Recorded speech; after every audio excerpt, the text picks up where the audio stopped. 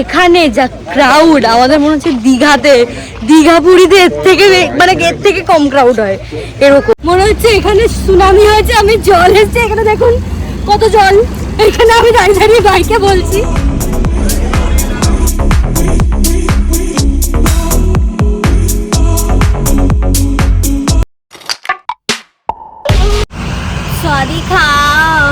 So আজকে আমরা রয়েছি ফুকেটে ডে 1।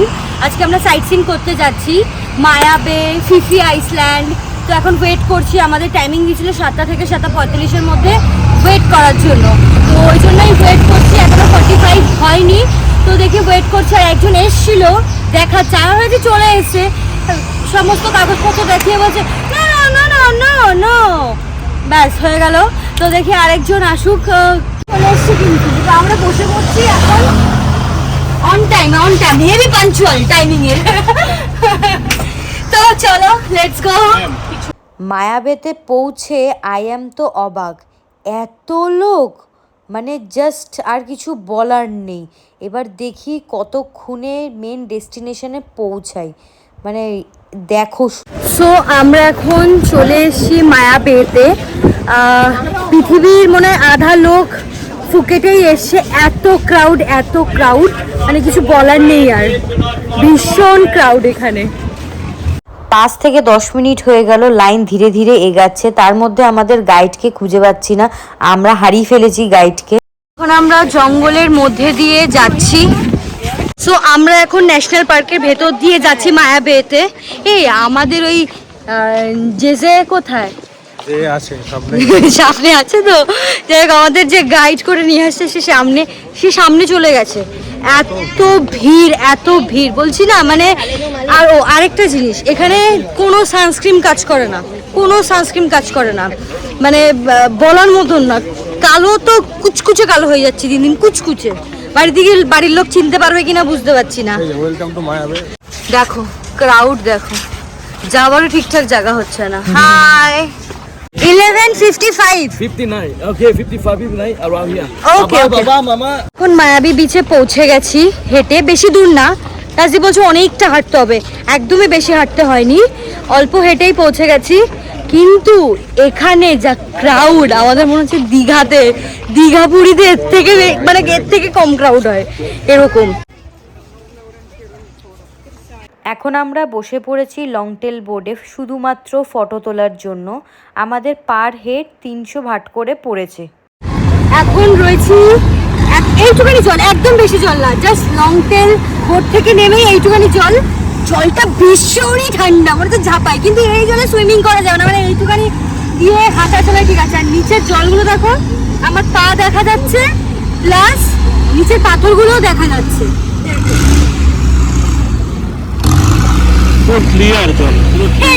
আমি এমন ভাবে ভিডিও বলছি মনে হচ্ছে এখানে সুনামি হয়েছে, আমি জল এসছে এখানে, দেখুন কত জল।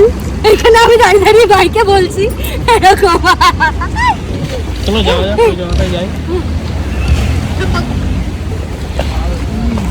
পাথর, একটু সাবধানে চলতে হচ্ছে, এখানে পুরো পাথর দিয়ে ভর্তি, কিন্তু দেখা যাচ্ছে, কিন্তু পুরোটাই দেখা যাচ্ছে যে পুরোটাই ভিজিবল এখানে। খুবই সুন্দর জায়গা।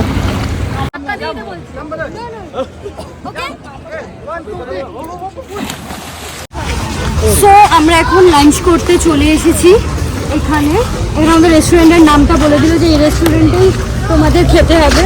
তো এখানেই যাচ্ছি এখন, ঝাপাঝাপি করে বহুত খিদে পেয়ে গেছে। কিন্তু এখানে একটা কি জিনিস, ফেসিলিটিটা এত ভালো যে মানে আসছি একটা জায়গা থেকে আসছি, সেখানে ওরা জুস রেডি করে রাখছে, বিভিন্ন ধরনের জুস, বেদানার juice, mango juice, pineapple juice, kiwi juice, water, একদম মানে ঠান্ডা। তো সার্ভিসটা ভীষণই ভালো, খুব কমফোর্টেবলি বলে দিচ্ছে, গাইডেন্স করে দিচ্ছে। তো এখন লাঞ্চে যাই, চলো। Follow him. Here.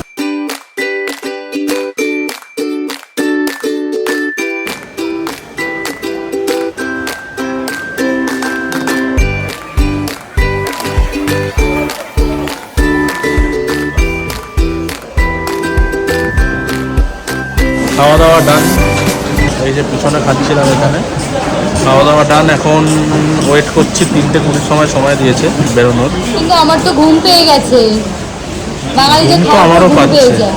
ঘুম তো আমারও তো পাচ্ছে। আমারও ঘুম পেয়ে গেছে। আমারও খাবারটা কেমন energy ছিল? নেই। খাবারটা খাবারটা ভালো ছিল, আমার তো ভালো লেগেছে, আমার এখানে সব থাই খাবার ভালো লাগছে। তোর কিরম লেগেছে তুই বল। আমার মোটামুটি, মোটামুটি খুব একটা ভালো না, খুব মোটামুটি একটা থাকবে। খারাপ না। আমি খেয়েছি দুখানা আইটেম, একটা ওয়াটারমেলন আর একটা কেএফসি চিকেন, হ্যাঁ চিকেন, এই কেএফসি খেয়েছি। চিকেন ওই আর খেয়েছি। কিছু খাওয়ার মতো পেলাম না আমি। কি ছিল করবো? অনেক অপশন, কিন্তু খাইনি। আমি সবই ট্রাই করেছি আর ভালো লেগেছে। কিন্তু একটা জিনিস ওই যে চিকেনের কি একটা করেছিল, চিকেন কষা করতে গিয়ে আদা কষা করে দিয়েছিল, মানে পুরো খেয়ে পুরো আদা, মুখও আদা লাগছে। ওটা আমি স্কিপ করে গেছি, ওটা খেতে পারিনি। এখন ওয়েট করছি, ওয়েট করতে গেলে ঘুমিয়ে নেবো, আমার ভীষণ ঘুম পাচ্ছে। এখনও 3-4 জায়গায় যাওয়া আছে, এখনও লাফাঝাপি করতে হবে। একটা জায়গা আছে, ওই জায়গাটা কি আছে যার নামটা, ওই যে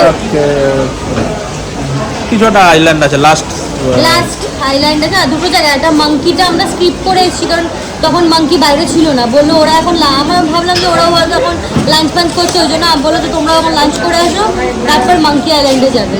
তো এখন যাবো মাঙ্কি আইল্যান্ড প্রথমে, তারপর যাবো ওই এত অব্দি জলে ওই মাছ ফাছ আছে এরকম, ওরকম জায়গায় একটু ঝাপাঝাপি করবো।